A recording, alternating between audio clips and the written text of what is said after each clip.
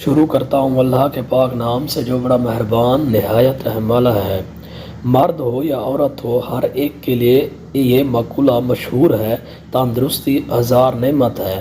یعنی صحت مند انسان بھی اپنی زندگی کو بھرپور انجوائے کر سکتا ہے بمناسبت ایک بیمار آدمی کے۔ یہ ایک حقیقت ہے کہ تندرستی میں گزرا ہوا ایک لمحہ بیماری کی حالت میں گزرے ہوئے ہزاروں سالوں سے بہتر ہوتا ہے۔ اس لیے اللہ پاک کی جو نعمت ہے تندرستی، اس پر اللہ پاک کا شکر ادا کرنا چاہیے، اور اس کے ساتھ اللہ تعالیٰ نے جو نعمتیں ہمارے لیے پیدا کی ہیں ان کو استعمال کر کے اپنی صحت کو بہتر بنانا چاہیے۔ بے شمار دوست احباب، خاص طور پر مرد حضرات، یہ پوچھتے ہیں کہ کون سی ایسی خوراک کو اپنی زندگی کا معمول بنانا چاہیے کہ ہماری جسمانی اور جنسی زندگی طویل ہو اور صحت مند زندگی گزرے، جسم میں جان ہو، پٹھے مضبوط ہوں اور ہر وقت جسم میں چستی رہے۔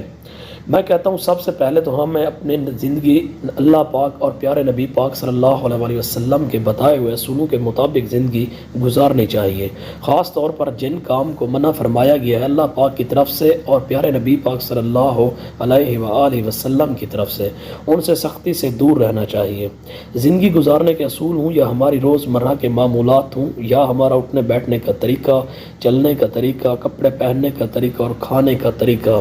یہ سب طریقے اگر ہم سنت کے مطابق گزاریں گے تو انشاءاللہ ہمیں تندرستی اور صحت تو نصیب ہوگی، لیکن اس کے ساتھ ساتھ سنت پوری کرنے سے ثواب ملے گا، وہ الگ ہوگا۔ بہترین صحت کو جو سب سے پہلے خوراک وہ کھجور ہے۔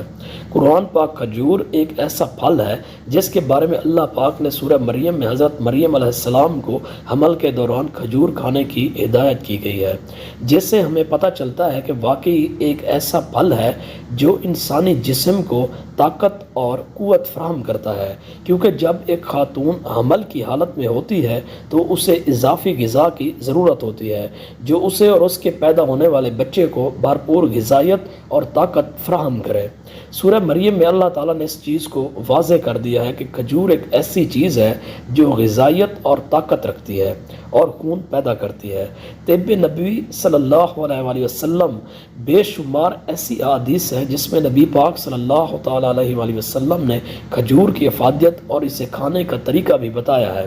حضرت عائشہ رضی اللہ تعالیٰ عنہا سے ایک حدیث مروی ہے کہ رسول اللہ صلی اللہ علیہ وسلم نے فرمایا کہ اجوا کھجور میں ہر بیماری کا علاج ہے، اگر اس کو خالی پیٹ صبح کھایا جائے تو بہت سے زہروں سے بچاؤ کرتی ہے۔ اور اسی طرح ایک اور حدیث ہے کہ حضرت ابو ہریرہ رضی اللہ تعالیٰ عنہ فرماتے ہیں کہ حضور نبی کریم صلی اللہ علیہ وسلم نے فرمایا،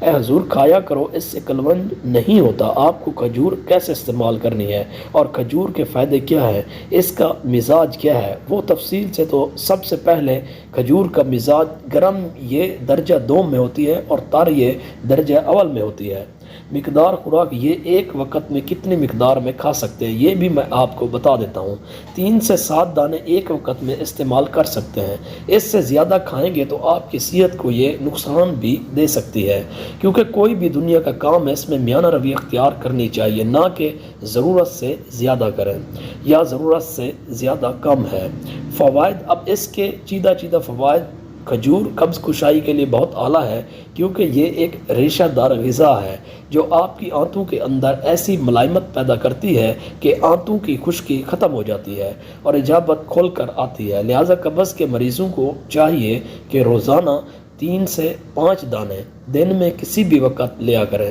اگر آپ صبح خالی پیٹ کھائیں تو یہ آپ کے جسم سے تمام زہریلے مادے خارج کر دیتی ہے اور آپ کو ایک نئی طاقت فراہم کرتی ہے۔ مردانہ طاقت کے لیے استعمال، مردانہ طاقت بڑھانے کے لیے کھجور کو کیسے استعمال کیا جائے، تو اس کے لیے آپ نے کھجور کے 5 دانے لینے ہیں اور ان 5 کھجور کے دانوں کو